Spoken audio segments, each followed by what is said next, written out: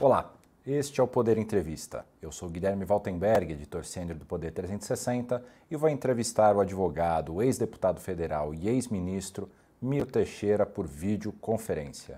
Miro tem 76 anos e foi deputado federal por 11 mandatos, ministro das Comunicações de 2003 a 2004 no primeiro governo de Luiz Inácio Lula da Silva e líder do mesmo governo na Câmara dos Deputados. Foi deputado constituinte desde a ditadura militar, é um ferrenho defensor da liberdade de expressão. Miro Teixeira, obrigado por ter aceitado o convite. Obrigado, Walterberg. E eu agradeço também a todos os web espectadores que assistem este programa. Essa entrevista está sendo realizada ao vivo no estúdio do Poder 360 em Brasília, em 27 de janeiro de 2023. E para ficar sempre bem informado, inscreva-se no canal do Poder 360, ative as notificações e não perca nenhuma informação relevante. E eu começo a entrevista perguntando, deputado, o governo do presidente Lula pretende apresentar um texto que busca impedir ataques como os ocorridos em 8 de janeiro. Terá 3 pilares: endurecimento de penas, criação de uma Guarda Nacional e cerceamento de publicações nas redes sociais. Essas medidas, na sua avaliação, são eficientes? Olha, eu não percebo que golpes militares havidos no Brasil tivessem tido obstáculos assim legais à sua frente. O doutor Tancredo Neves dizia que sempre que há um golpe de Estado, a Constituição foi rasgada, ponto. E quando você rasga a Constituição, todas as leis e todo o arcabouço legal desaparece. Então, o que vai resultar daí, eu não sei. A questão do endurecimento de pena não impede crime. Se impedisse crime, nós poderíamos botar para o homicídio uma pena de 60 anos, ou prisão perpétua. Não existe isso. Não é? O criminoso pratica a ação imaginando que terá êxito, quando o lucro é maior do que o risco. Tem várias motivações para a atitude do criminoso. E dificilmente ele é barrado pela lei. É claro que a civilização se impôs em todo o planeta graças às leis. Antes o mundo era um ambiente primitivo, cada um fazia o que queria com os outros e também sofria dos outros o que os outros queriam. Não é? Quando Montesquieu assim descreve aquela evolução no seu livro O Espírito das Leis. Se não fosse essa construção das leis, nós viveríamos na barbárie. Agora, não se pode imaginar que o que se passou aí de atentado se deu por conta da falta de leis. Não. Não existe nenhuma lei que permita quebrar a sede do Supremo ou que deixe em dúvida que quebrar o Palácio do Planalto e tentar invadi-lo é normal, ou, enfim, de fazer a mesma coisa lá no prédio do Congresso Nacional é autorizável.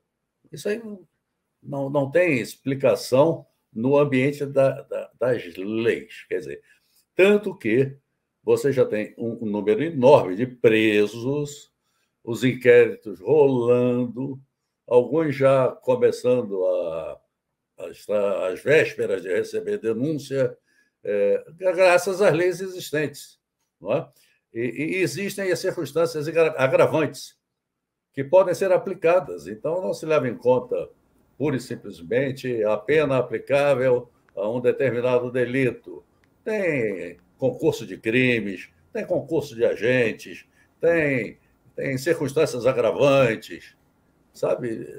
Nós temos um aparato à disposição para aplicar contra esses que praticaram atos que chegam, sim, às beiras do terrorismo. Chega ali, no limite da definição internacional. Você fica numa faixa cinzenta, porque, pelos tratados e acordos internacionais do Brasil, nós vivemos ali, sim, uma situação de terrorismo, porque houve uma imposição do terror, do pânico às pessoas. As pessoas no país ficaram aterrorizadas. Bom, mas se você não quiser imaginar o que terrorismo consumado, pelo menos houve o crime tentado. E é possível haver esse tipo de tipificação. Então, não percebo necessidade de novas leis para se conter qualquer avanço golpista. A Constituição do país não será alterada. Não tenho notícia de ataque de qualquer força próxima do presidente Lula à Constituição. Não, a Constituição tem a sua rigidez respeitada. Desde 88, nós vivemos situações muito graves, como no impeachment do Collor. E houve um momento em que se dizia que os militares não aceitariam, etc., etc. E o Fernando Henrique Cardoso, que vem de família militares, foi conversar com alguns militares aí de comando em Brasília. E voltou dizendo, olha, eles vão seguir a Constituição, estão absolutamente serenos, sabe? Atravessamos aquilo tudo, atravessamos outros momentos, atravessamos o impeachment da Dilma, atravessamos antes, você, não sei se você se recorda, quantos quebra-quebra houve no Brasil, quantas interdições de estradas houve no Brasil. E, no entanto, isso não foi adiante. No meu ponto de vista, aquele quebra-quebra em Brasília era um detonador para disparar outros atos, outras atitudes em todo o território nacional. E o negócio falhou. Mas essas pessoas, e se não tivesse falhado também, não teria consequência. Porque ia acontecer o quê? Iam destituir o Lula? Como? É uma situação surreal. Mas eu fico sempre muito atento a essas iniciativas aí de aproveitar situações para anunciar novas leis. Quando, a rigor, o Brasil já enfrentou e superou até a última delas, no 8 de janeiro, com as leis existentes. Agora, a boa discussão é como se criar emprego, a boa discussão é como se botar comida no prato de mais pessoas, além dos programas de auxílio. A boa discussão é como se produzir um equilíbrio das contas públicas que faça reduzir as taxas de juros. Que o Banco Central estava pronto para começar uma boa redução de juros e tudo indica que não o fará. Até porque lá fora os juros subiram. Deputado, o senhor então falou sobre um dos 3 pilares, que seria o endurecimento das penas para as pessoas que eventualmente cometessem atos como os ocorridos em 8 de janeiro. Tem outras 2 questões, que é a criação da Guarda Nacional e o cerceamento de algumas publicações em redes sociais. O senhor avalia que uma Guarda Nacional poderia, de alguma maneira, ter evitado o quebra-quebra em Brasília, a invasão da sede dos 3 poderes, e se publicações em redes sociais sendo bloqueadas de maneira rápida, o governo prevê aproximadamente 2 horas para que elas sejam bloqueadas se elas pregarem contra a democracia ou se elas tiverem notícias fraudulentas. Essas outras 2 medidas, na sua avaliação, seriam eficientes para impedir novas situações como o 8 de janeiro? Olha, a criação de Guarda Nacional, preciso ver como virá esse projeto. Quanto tempo se leva para preparar quantos homens e mulheres para integrar uma Guarda Nacional? Não é? E quantas serão as pessoas a integrar essa Guarda Nacional? Como fica a circunscrição do Comando Militar do Planalto? Eles poderão intervir no caso de tumulto, ou só no caso de edição de decreto de garantia da lei e da ordem, que eles iriam, no caso, ajudar a tal Guarda Nacional. Mas em quanto tempo essa Guarda Nacional estaria apta a tomar conta aí, com toda a segurança, dos poderes da República? É preciso olhar o projeto. Eu não conheço o projeto, acho que nós estamos vivendo uma situação de anúncios de iniciativas, de frases para lá e para cá, e quando precisamos é discutir, a rigor, a situação do desenvolvimento do Brasil e da comida, repito, no prato do povo, não é? Com relação a esses obstáculos às redes sociais, enfim, de um modo geral, a internet, eu sustento que a internet é livre. Ela tem que ser livre. E voltamos à questão. Se houver ofensa, se houver ameaça, se houver pedófilo agindo via internet, você já tem leis. A própria Constituição, quando assegura a liberdade de imprensa, e é cláusula pétrea, é bom lembrar sempre, a liberdade de expressão é um direito do povo. Não é um direito. O povo é que tem direito à informação verdadeira. Bem jurídico, tutelado, é o direito do povo à informação verdadeira. Bom, mas se num site, um blog, ou lá o que seja, numa rede, se difundem informações falsas, ofensivas, enfim, que algo absolutamente reprovável, nojento, nós já temos leis que garantem a punição daqueles que praticaram os crimes. Então, o senhor agora há pouco comentou que fica bastante atento sempre que quando há uma crise ou alguma situação que foge à normalidade, propõe-se novas leis. Eu vou fazer uma comparação aqui que tem uma diferença de escala muito relevante, mas eu acho que é uma comparação que vale a pena ser feita. Buscando vencer os soviéticos no Afeganistão nos anos 80, os norte-americanos treinaram Osama Bin Laden para essa luta contra os soviéticos e eles acabaram expulsos, mas Bin Laden, dali a alguns anos, se tornou o maior terrorista dos Estados Unidos da história. Há risco de uma eventualidade com essas novas regras que o governo está começando a propor, elas acabarem sendo invertidas num futuro contra o grupo que hoje está no poder? Sempre há essa possibilidade. Você tem exemplos fantásticos aí de exércitos leais ao governante. O Shah Reza Pahlavi, que se orgulhava de ter o exército mais bem treinado do mundo e mais fiel. Quando ele fez aquele banquete no deserto para 1.000 convidados, celebrando mais um aniversário do Império Persa, essa coisa toda, que não era mais império, claro, ele foi deposto pelo próprio exército dele, e surge ali o Ayatollah Khomeini. Ele não contou com aquele exército, que era tão fiel, tão bem preparado, sabe?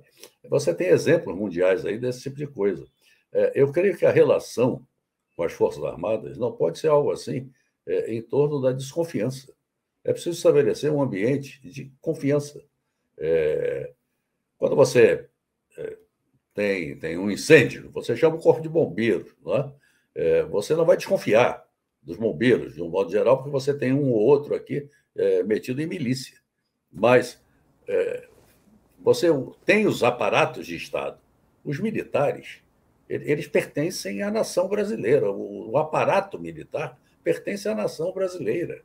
Não é algo que esteja aí para ser usado politicamente. Então, essa relação, eu não vi dificuldade do Lula em 2 governos, eu não vi dificuldade da Dilma em 1 governo e meio, nem se falar do Fernando Henrique ou do Sarney, que exerceu o mandato ali no lugar do Tancredo, né, que morreu.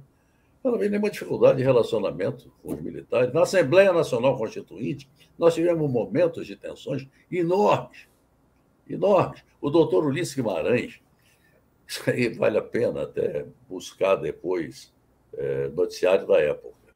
O doutor Ulisses Guimarães, respondendo a um militar que deu uma declaração contra a Assembleia Nacional Constituinte, contra os trabalhos da Constituinte, contra o projeto da Comissão de Sistematização, que ia a plenário. O doutor Ulisses Guimarães disse assim: nós estamos numa Constituinte fazendo uma Constituição que substituirá a Constituição dos três patetas, que era a emenda constitucional de 1969, emenda número 1, emenda AA, Constituição de 67, que foi numa junta militar de 3 membros, Exército, Marinha e Aeronáutica. E Ulisses é a Constituição dos três patetas que nós vamos revogar aqui. E não aconteceu nada. Então, acho que estarmos conscientes de que temos uma Constituição. Essa Constituição tem que ser respeitada. Tem que ser respeitada. Mesmo quando falamos ali da liberdade de expressão, que é cláusula pétrea, repito, a Constituição já dá, ela mesma, os remédios para os casos de ataques à honra pessoal, de ataques aos direitos da personalidade de um modo geral. Ela prevê a aplicação de leis penais e ela prevê a aplicação de indenizações. Ela veda o anonimato. Essa é uma questão que é interessante. Claro, quando eu faço uma conta num aplicativo qualquer, eu posso botar o nome que eu quiser no ar. Mas quando eu faço a conta, lá está meu nome, está meu CPF. Então, você discutir que, nesses casos graves, o que vai ser feito? Aplicar a Constituição, vedado o anonimato. Já está na Constituição.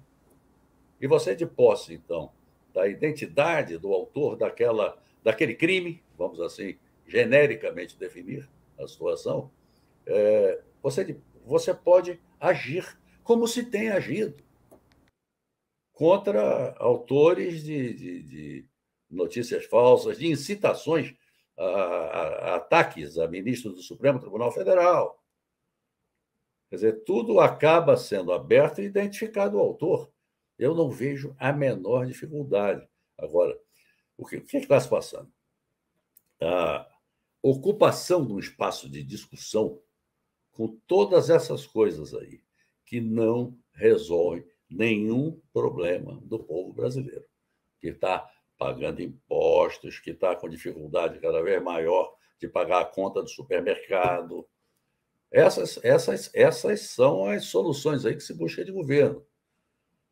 Agora, esses projetos que não têm o menor sentido, no meu ponto de vista, mas que deixemos claro que é preciso lê-los, exceto com relação à liberdade da internet. Essa é claro que já é sustentada. Eu fiz sustentação do Supremo Tribunal Federal mais de uma vez, e sobre o assunto, ela é protegida, é tão protegida, quer dizer, não há diferença entre a liberdade da internet e a liberdade do jornal, e a liberdade da revista, e a liberdade da estação de rádio. Você sabe que em nenhum momento a Constituição tem a expressão liberdade de imprensa? O que existe é aquela definição que começa lá no artigo 220, falando que não há censura, que todo mundo é livre para expor as suas ideias, suas críticas, etc., nos termos. Aí vem os incisos do artigo 5º da Constituição, 4, 5, 10, 13 e 14, se eu não me engano, falando aqui de cor, que onde está ali estão definidas estão definidos aqueles princípios, são princípios que têm que ser seguidos. Quer dizer, ninguém pode se valer dessa liberdade de expressão para se sentir livre para atacar direitos da personalidade, por exemplo. Vai responder a processo, nos termos da lei penal. Então, não percebo o que se fazer no âmbito das leis. Por quê? Elas são infraconstitucionais. O que rege a matéria é a Constituição. E não pode haver emenda constitucional sobre isso. Por quê? Porque é cláusula pétrea. E uma das polêmicas desse novo projeto que o governo pretende apresentar, possivelmente na semana que vem, é como definir, por exemplo, o que são publicações contra a democracia ou o que são fake news. Como é que essa definição pode ser feita? Isso ficando em aberto, que tipo de poderes se outorga à autoridade que vai definir o que é uma coisa e o que é a outra?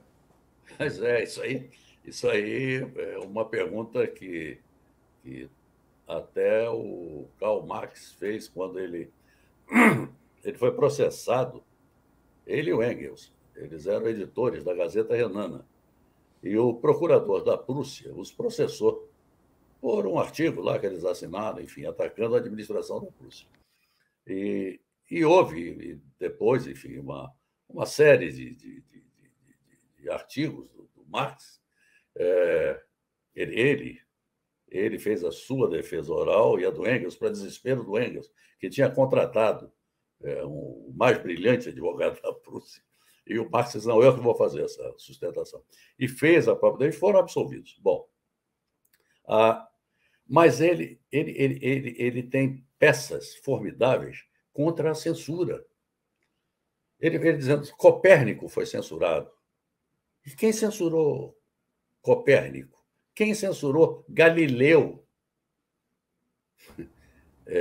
A Terra deixou de girar em torno do Sol, deixou de ser redonda. Mas para alguém ser censurado, teve alguém que leu. E se alguém leu, por que outros não podem ler? Então você tem o John Milton, na Inglaterra, que escreve Areopagítica, porque em função, a Inglaterra não era católica apostólica romana, mas em função da Inquisição, os evangélicos ingleses começaram a adotar normas também de censura a livros, a escritos, mas o John Milton era parlamentar. Então, ele que sustentava, e aí nasce a possibilidade de divórcio ou de separação por incompatibilidade de temperamentos, que só era permitido no caso, o divórcio era permitido no caso de infidelidade. A mulher dele era fidelíssima, apenas não suportava viver em Londres. E ele aí queria se separar da mulher. E tenta se separar, não conseguiu. E depois ela até volta para Londres. Mas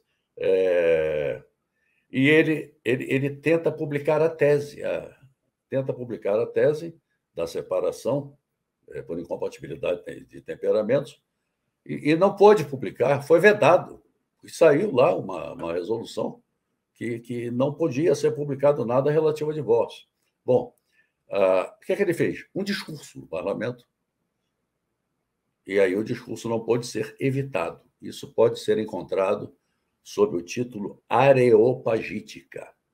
É uma referência ao Areópago da Grécia Antiga, onde John Milton, o caminho que John Milton encontrou para dizer voltamos àqueles tempos, de fazer a pregação das ideias dessa maneira. Então, é uma inutilidade, porque só as pessoas de bem vão ser afetadas. Nesse mundo da inteligência artificial, as alterações ocorrem segundo a segundo.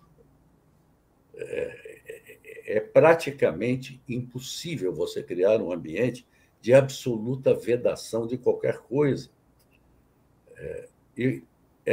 Agora, indo para os Estados Unidos, numa discussão de liberdade de imprensa, o juiz Brandeis, foi o primeiro juiz judeu da Suprema Corte norte-americana, o juiz Brandeis deu a frase que serve para tudo isso aí. Sempre que houver a transgressão às boas maneiras, aos bons modos, aos bons hábitos, a melhor solução é mais liberdade. Então, eu fico com a frase e a sentença do juiz Brandeis. A solução é mais liberdade. Em agosto de 2020, em entrevista publicada no Poder 360, o senhor disse que pedir o fechamento do Congresso e do STF eram manifestações da livre expressão. Agora, o que aconteceu em 8 de janeiro é diferente. Como é que o senhor classifica o que aconteceu em 8 de janeiro? O senhor falou que ficou numa zona cinzenta do que seria a definição para o terrorismo. Vamos tentar uma definição bastante precisa. Como é que o senhor define os movimentos de ataque à democracia, de ataque às instituições de 8 de janeiro? Não, uma coisa é você discursar, é você fazer uma pregação, é o padre fazer um sermão, o pastor fazer uma pregação. Outra coisa é invadir os prédios e quebrar. Quer dizer, ninguém quer que a sua própria casa seja invadida e quebrada. Isso se aplica também às instituições, aos prédios públicos de um modo geral. Esse dano é causado a cada cidadão que paga imposto, além de ofender esse apreço que nós temos pela nossa organização democrática. É muito diferente a manifestação da expressão é uma coisa. A crítica artística também é uma coisa. Outra coisa é sair quebrando, depredando. Aí não é só em Brasília, é em qualquer cidade, em qualquer lugar. Tem que ter severa punição. Severa punição. Não é por aí que se vai resolver as coisas. Na sua opinião, a democracia brasileira em algum momento esteve em risco? Ou se o senhor avalia que hoje ela corre risco? Não. Não há possibilidade de se pensar nisso. Se alguém disser que a democracia corre risco, não chame a polícia. Chame o manicômio. Peça para vir ali um psiquiatra para cuidar daquela pessoa.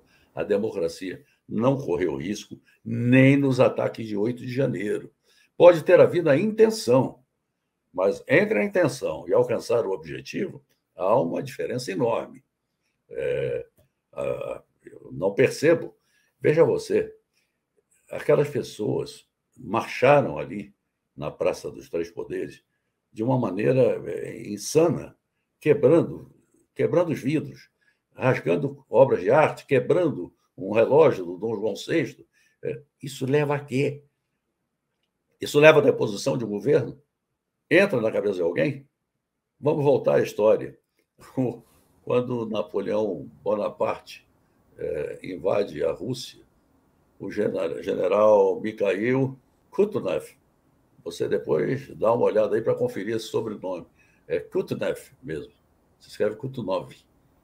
O marechal Mikhail Kutuzov começou a recuar. E a jovem oficialidade dele querendo combater as tropas napoleônicas. Ele foi recuando. Ele deixou Moscou absolutamente vazia. E o povo, ele percebeu que o próprio povo começou a recuar também, para fugir das tropas, mas queimava os seus celeiros. Ele aí começou a provocar o desabastecimento também. E ele foi recuando. O que aconteceu? Napoleão chega a Moscou, enquanto Moscou vazia, como Brasília estava vazia. Não tinha quem ele passasse o poder, não tinha nada. E o inverno apertando, e tudo desabastecido. E ele começou a voltar para Paris. Só que o Marechal deu a volta também e foi cercar as tropas francesas lá numa ponte, se eu não me engano, quando eles tinham que pegar aquele caminho, e dizimou as tropas francesas, o que está descrito no Guerra e Paz. E pode ser visto também no filme Guerra e Paz, que é um filme de 4 horas, não é? 4 horas e meia, mas que vale a pena. Aquelas pessoas invadindo prédios vazios pretendiam o quê? Depor o Lula? Mas se depõe o Lula, quem assume é o Alckmin. Não fecha, não bate lé com cré. Isso aí.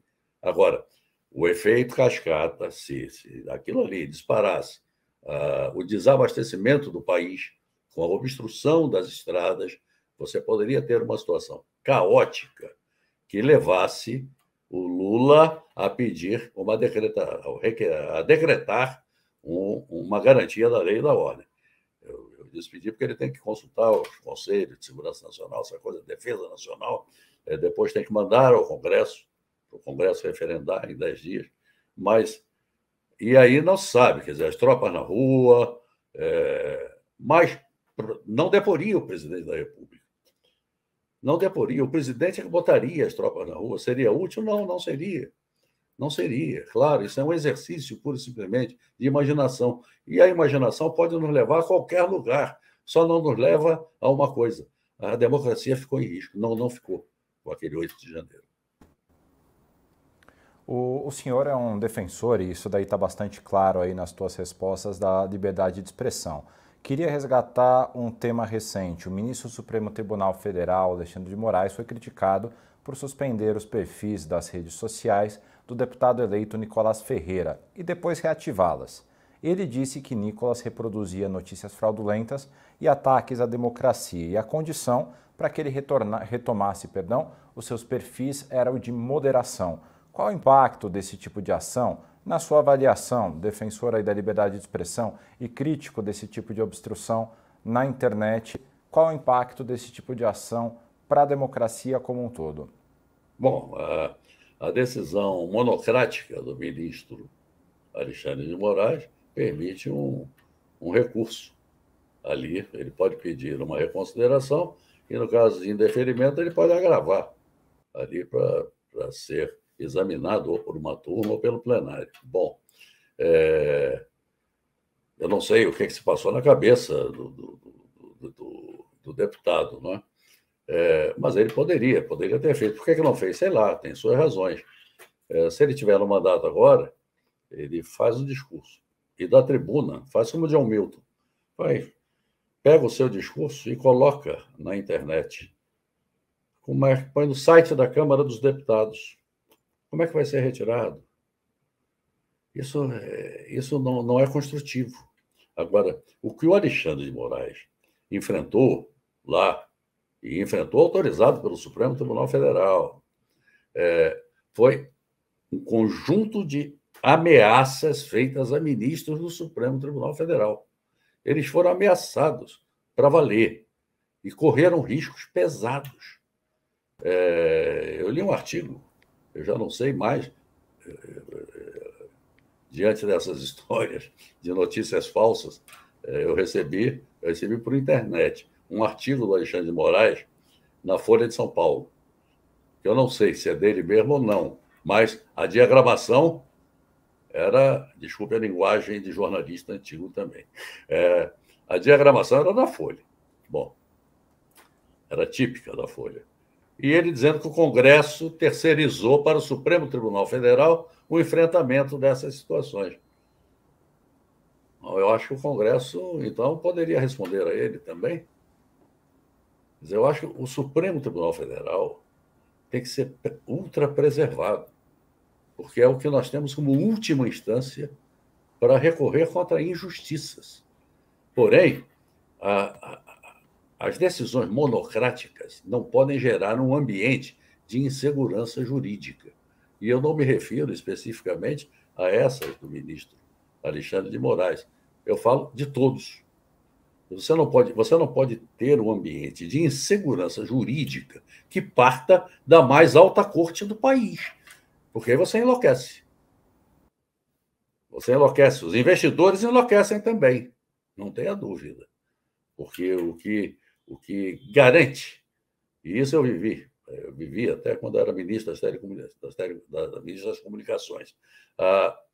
Um investidor queria botar 2 bilhões de dólares no Brasil. E ele perguntou, foi ao Ministério, pediu audiência, foi lá. Eu pedi até à imprensa credenciada do Ministério que ficasse na sala ao lado. Ele antecipou o tema ali no e-mail, que era um investimento de 2 bilhões de dólares no Brasil em um dia, não sei o quê. Vai ser uma bela notícia para o Brasil. E recebi lá o cidadão. E o que ele descreveu foi medo de investir.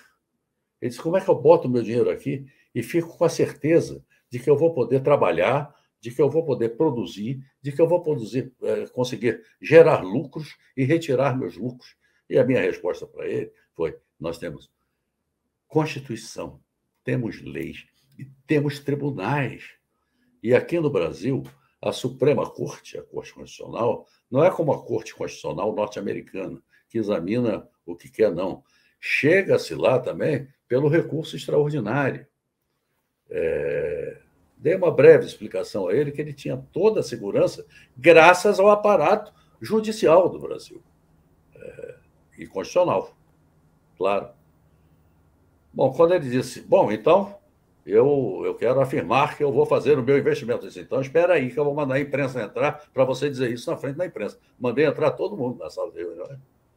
E disse, olha, ele acabou de me dizer que vai investir $2 milhões no Brasil. Então, ele vai descrever aqui a você como é que isso vai ser feito.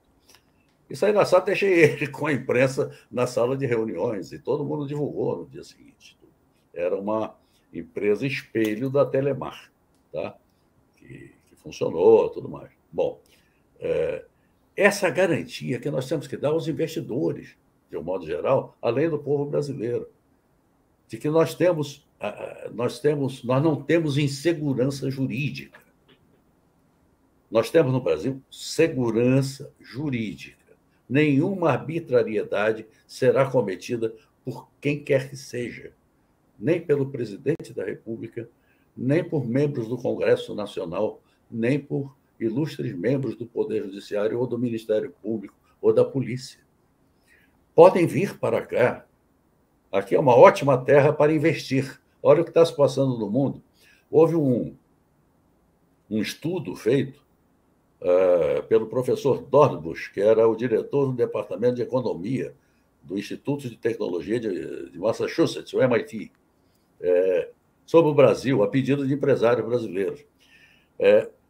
O que havia? Por que o Brasil deixou de se envolver a partir de 1950, essa coisa toda? Ele partiu de 1950 e chegou a um tripé: incompetência, impunidade e corrupção. Eu, quando me refiro a isso, eu digo, agora vocês ponham na ordem que quiserem: corrupção, impunidade, incompetência, seja lá o que for. E ele aí fundamenta.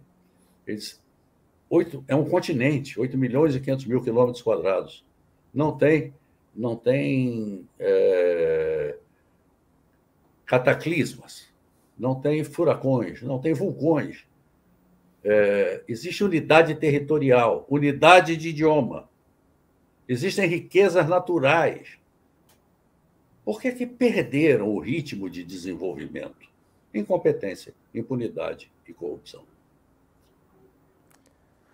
O senhor participou do primeiro governo Lula como ministro e também como líder na Câmara dos Deputados. Queria que o senhor fizesse uma comparação entre o primeiro governo Lula e o atual governo, o terceiro governo do presidente Luiz Inácio Lula da Silva. Quais as chances do governo ser bem-sucedido daqui por diante? Bom, primeiro vamos à posse, né? Às vésperas da posse do Lula, 2 dias antes, assim, as pessoas, eu também, minha família, nós andávamos ali na esplanada dos ministérios, que todo mundo se abraçando, era uma alegria, sabe? Uma grande alegria. O Fernando Henrique Cardoso teve prazer em fazer aquela transição. Ele, o intelectual, ele, o erudito, ele, o sociólogo, passando a faixa presidencial para um operário. Aquilo já se fazia sentir nos grupos da transição. Bom, então, ali, a véspera da posse, essa coisa toda, a noite do Réveillon, as festas em casas em Brasília, várias, você tinha que ir a 2, 3 casas ali abraçar as pessoas. No dia seguinte, a posse festiva. Isso, o ambiente era leve, era um ambiente de trabalho, já direto. Eu me lembro, no dia 2, no dia 1º, eu fui nomeado, no dia 2 eu estava trabalhando, enfim, houve a transmissão de cargo, terminou tudo até meio-dia, e eu comecei a fazer a reunião ali de trabalho. E os outros ministros também. Bom, agora o Lula assume e enfrenta essa situação que enfrentou. É absolutamente diferente a realidade. Então, você tem esses primeiros dias em que em vez de nós discutirmos políticas novas, eu me lembro bem que lá no meu ministério eu anunciei, ao tomar posse, a pesquisa do Sistema Brasileiro de TV Digital.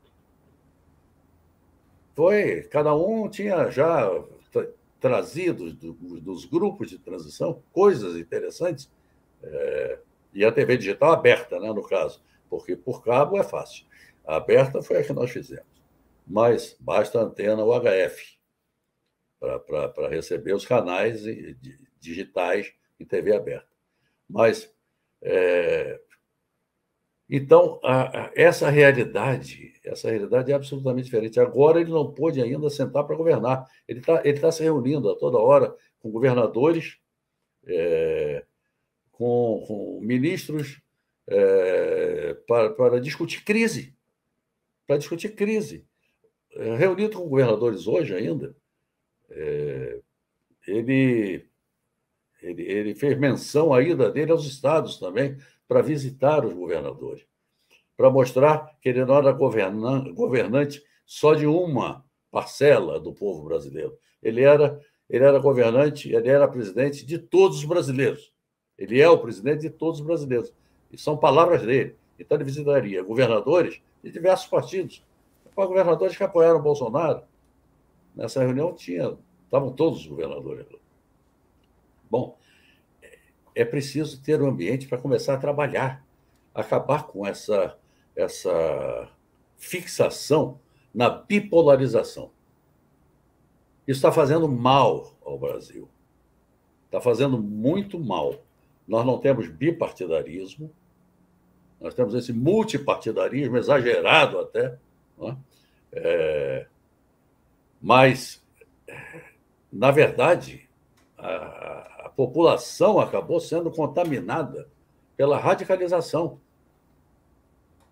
E aí, de parte a parte, diga-se de passagem. Não é bom. Nós precisamos ter um sistema plural, como ditado pela Constituição, franco, aberto, democrático, e lutar contra as desigualdades. Essa tem que ser a prioridade. A prioridade tem que ser a geração de emprego. A realidade tem que ser a geração de renda, investimento. Naquele primeiro governo, o mundo estava com a economia em ascensão. As águas do lago estavam subindo, então os barquinhos que estavam em cima do lago, da superfície, subiam também. Não é? Agora é um pouco diferente. Você tem Estados Unidos aí subindo juros, a economia americana está se recuperando, mas a China crescendo, tomando muito mercado. Você tem realidades diferentes. Mas que eu acho que o Lula tem experiência suficiente para ultrapassar essas questões todas aí. Mas é preciso ter um ambiente de paz e não um ambiente de belicosidade. Isso aí não vai levar a nada. É preciso ter paz. E não é a paz dos cemitérios, não. É a paz dos que produzem, dos que têm consciência tranquila. Como é que o senhor entende as consequências do governo Bolsonaro ao Brasil? Olha, é preciso olhar o que se passou aí, que pode ser considerado crime. É preciso punir crimes dele e de todo mundo. E não fazer também uma caça às bruxas. É errado. Caça às bruxas facilita a defesa de crimes. O criminoso acaba sendo beneficiado porque está sendo feita uma caça às bruxas. É preciso punir os criminosos. Houve crimes? Existe prova aqui da prática de crimes? Vamos punir os crimes. Isso aí acontece em qualquer país civilizado. Então, eu creio que não há nada mais simples. Vamos seguir a Constituição do país. Deputado, a nossa entrevista está chegando ao fim, mas dá tempo de uma última pergunta. O governo Lula tem dito, inclusive nos canais oficiais, que o impeachment da ex-presidente Dilma Rousseff foi um golpe. Realmente foi um golpe, na sua avaliação? Não, não foi não. Inclusive, eu votei a favor do impeachment e não sou golpista. Assim como aqueles que votaram contra o impeachment também não são ladrões porque havia corrupção ali na Petrobras, como se viu. Milhões de pessoas estiveram nas ruas, não são golpistas. Porém, será que havia golpistas ali atuando dentro do Congresso? Pode haver, pode ter havido. Agora, eles foram determinantes para o impeachment da presidente Dilma? Não foram determinantes. Milhões de pessoas foram às ruas pedir aquele impeachment. E havia uma fundamentação aplicável de natureza jurídica sobre uma contabilidade ali muito parecida com essa das lojas americanas, né? Falsa, uma contabilidade falsa ali, que depois foi chamada até de pedalada, porque foi uma expressão que popularizou o episódio, deixou de ser grave, porque pedalada, na visão popular, é uma coisa inofensiva, não é? Não foram nada pedaladas, foi uso indevido mesmo de recursos que não podiam ter sido usados sem autorização legislativa. E isso é punível em qualquer lugar do mundo, em qualquer país do mundo. Já se praticou no Brasil? Já. Agora, por já se ter praticado, não significa que se deve continuar praticando. Quer dizer, no Brasil já se matou índios.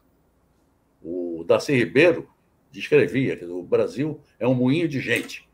Já moeu os índios, moeu os negros e agora moe os pobres.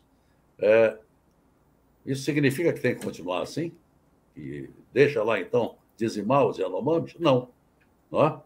Então, o fato de já ter havido aquela espécie de contabilidade criativa no Brasil não justifica que se repetisse. Não houve golpe. Não houve golpe.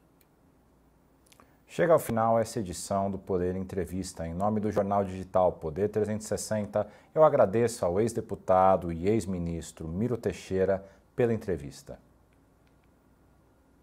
Eu que agradeço. Muito obrigado. E agradeço também a todos os web espectadores que assistiram a este programa. Essa entrevista foi realizada ao vivo por videoconferência no estúdio do Poder 360 em Brasília, em 27 de janeiro de 2023.